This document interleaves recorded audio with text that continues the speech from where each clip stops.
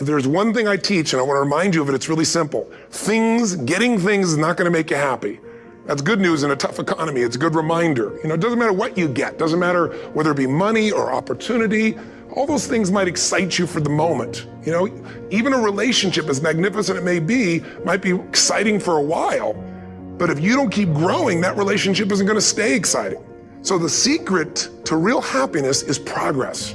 Progress equals happiness. And if we can make progress on a regular basis, we feel alive. And that's why at the beginning of the year, we get this thing like, okay, I can have this fresh start. I could really do what my soul desires. I could expand. I could grow. I could improve. I could change.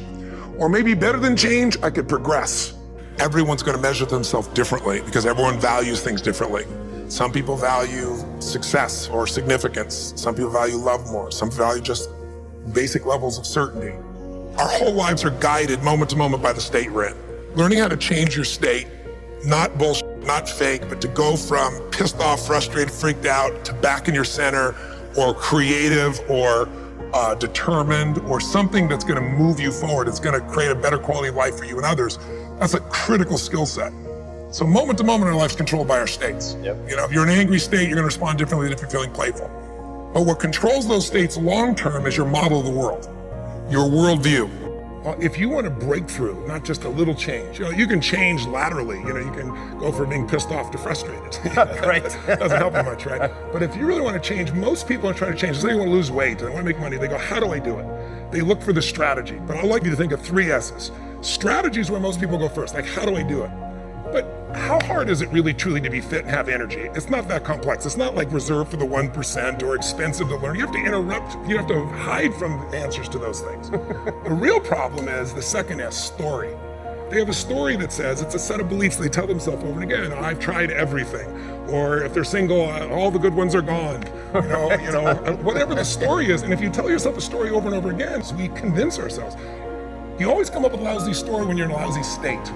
And so the number one thing I show people to do is how to change their emotional state. When you're feeling tired or frustrated, when you learn how to change your body so that you really feel excited and isn't fake, when you learn how to change your biochemistry, which is what I teach people to do, when you're upset with someone, do you ever notice how you can now remember everything that they've ever done that ever upset you, right? But when you're in love, what's wrong with life? What's wrong with anything? When you're in love, we have no money. Who cares? We're in love, right? So your emotional state controls the story you have about your life, and then your story determines whether you find a strategy, or even if you know the strategy, whether you really do it or not. When people say I tried, what they're really telling me is I have a story that says I should try this, but it's really not going to work. So I give it a half-reared attempt and it didn't work, and now I can tell people I tried. What you really got to do is learn to change your emotion, your state, change your story, and then you can find the strategy, or you can make the strategy. Surround yourself with growth mindsets wherever you can, with growth people, with growth videos. When I say growth, it's just like the things that make you feel better about yourself, the things that make you push forward, the things that make you realize failure is a part of success, the things that make you realize, yes, you can do this. There is a next level. Screw what everybody else says. You got this in you. You are strong enough. You are good enough. And simultaneously, why don't we just think about the universe or God being these other people, and just, even if they don't support you, that's fine. Be nice. Treat everybody as a way you'd want to be treated, even if they treat you, because your focus should be on you, your next level of you, your bigger version of you, more money, time, energy, effort. All right, that's my message for today. I got pushed hard this morning, and Trent simultaneously did a video saying I pushed him. Wow. Surround yourself with people who push you, who care about you. And if you don't have a lot of that in your life, that's understandable. I get it. Then find it online. So you want to feel more confident in life? Reconnect with yourself and others. With yourself, that's your morning routine. Lock in that morning routine. The more you feel connected to self, the more confident you are. But you need the time to connect to yourself, away from the email, the social media, the obligations for the kids, the family, the husbands, the spouses, the team, everything else. You need that moment where you're like out and connecting with yourself, with your thoughts. You need time to think and to feel again. So turn off the TV, go for the walk. Put down the phone, do the meditation. Get away from the social thing 10 minutes earlier so you can sit in the car and just think before you go home. You need more space to be thinking and connecting with self. Why is it everyone who ever had some type of, midlife crisis had to go away. They had to go away so they could connect with themselves. Why do you go to a spa? To change up your environment and lock in and feel your mind, your thought, your body once more. So build that in your life, self-connection. Dharma is a fascinating concept. Yes. I absolutely love it. And the loose language terminology for it is purpose or calling or your mission and vision in life. Like, what are you meant to do? It's kind of like what you're meant to do. And the thing about Dharma is Dharma talks about how we think we have to learn lots of stuff, when actually Dharma is unlearning and bringing out what you already have. Whoa. So one of the things I mentioned in the book is that you can't be anything. There's two lies we've been told growing up. The first lie is you're nothing. You're stupid, you're worthless, you're not gonna make it. And I'm sure many people listening and watching have heard that from teachers, parents, aunts, uncles, whoever it is.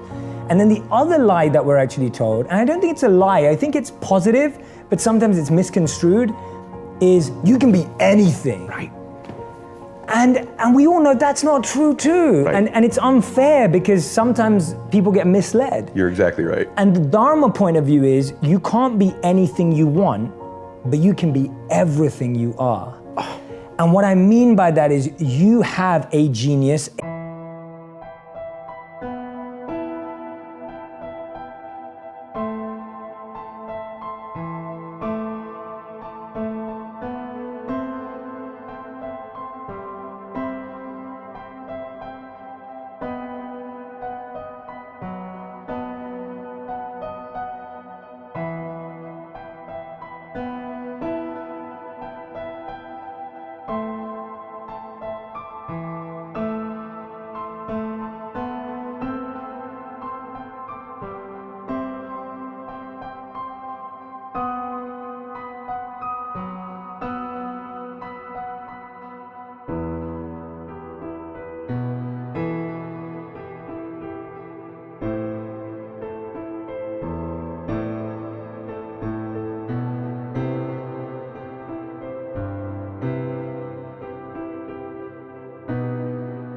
A potential, a power inside of you that you don't know yet. Why? Because you're inexperienced. It's not that you're unqualified, it's you're inexperienced. So people are saying, I'm stuck. I don't know where my life's going. I don't know what my purpose is. So you're perceiving yourself to be unqualified or underqualified. Actually, you're just inexperienced. You just haven't done enough things to let the magnet of your life tell you what it's attracted to. Whoa. So for me, that's what Dharma is encouraging people to do. And this beautiful verse from this Vedic text, a monk text called the Manusmriti. And it says that when you protect your purpose protects you. And what I love about that, and you will appreciate this because I know you're someone that I feel is living this, a purpose is like a rare gem and you have to protect it. People will tell you that gem is worthless. They'll tell you that that gem is not gonna make it. They'll tell you that that gem, that jewel has no value.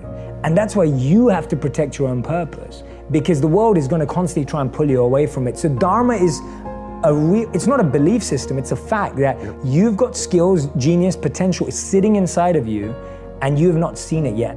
This is the man that just doesn't know how to express himself in any other way. And so he uses aggression to assert his dominance.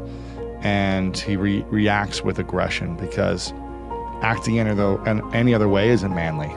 Acting any other way is weak, is soft, is girly, whatever it may be, other words that are not in this PG-rated podcast. And again, I don't know many things good that come from anger. Like, even fighting anger with anger back, I don't know many things that are good. And so, is it Martin Luther King who said something? Did you give me this quote about Martin Luther King? He said something like, "I'll never get angry because of a man's efforts." I'm messing up the quote, but I'll never get angry because of the man's efforts because I will never give him power over me. Yeah. Getting angry over someone else's actions gives them power over you. You're saying that you have control, I'm going to react to your control. As opposed to, I'm going to be at peace, and I'm going to have control over my reactions. And that's some power right there. Yeah. when you don't respond with anger, that is the ultimate power, even when the worst things happen. And I'm not saying you shouldn't be frustrated, you shouldn't be angry from time to time and things like that. I just think, again, we get to be aware. If our default is anger when someone cuts us off and we start freaking out, if our default is passive-aggressive anger when our girlfriend or wife does something we don't like, when our kids do something, we're gonna constantly snap at them and get angry and like get the whip out or whatever it is. It's like, how does that serve humanity? How does that teach the people around us what a man is supposed to be? Always angry? Is that what a man is? Is that healthy to teach that? So we get to look within ourselves. Again, I was telling you, I almost got so angry the other day because I missed my flight. Yeah. And the TSA people took forever to get through. And I was like, come on, guys, get me through here. I'm going to miss the flight. The door shut, like as I'm coming around the corner of the gate. And I wanted to freak out on like the whole airport. I wanted to scream. I wanted to kick over the trash cans. I wanted to punch the walls. I wanted to like yell at the customer support person. And I was like feeling this rage boil up inside of me. I was just like, breathe. I was just like, breathe. Don't make a scene. Because that would be my natural default. Yeah. It'd still be like, yes, this is what's okay. I'm allowed to do this. But that doesn't serve the situation. It doesn't help me. It makes me look like an idiot. And it causes chaos that then I have to deal with at a later time and apologize and all these things. So it's like in those moments of anger, breathe. Breathe. Like continue to breathe until you're not angry. It may take you an hour. You know what I mean? For some of us, it took me like 10 minutes. Yeah. Standing there with this customer service person, I was like, I'm not going to speak until I'm able to be in control of my emotions. The stuff that I'm fascinated with is behavior, right? Perception and behavior is how I see myself and how people see themselves and why, and then how they see the world and why. And then we know that the action, in The Secret, you mentioned earlier, I was in The Secret, and the thing I loved about The Secret is it gave people some hope that changing my thinking really can make a difference. But there's also the other part of it. In the law of attraction, there was one thing that was left out, and it was called the law of Goya. And the law of Goya is the G-O-Y-A law. It's the get off your ass law. There's nobody that I know other than trust fund friends, okay, that haven't had to do any work to achieve their success. Nobody that I know, whether it's Tony Hsieh, whether it's you, whether it's me, whether it's Mark Cuban, it doesn't matter, Richard Branson, Oprah Winfrey, doesn't make a difference. They've all had to take actions, but it's not just any action.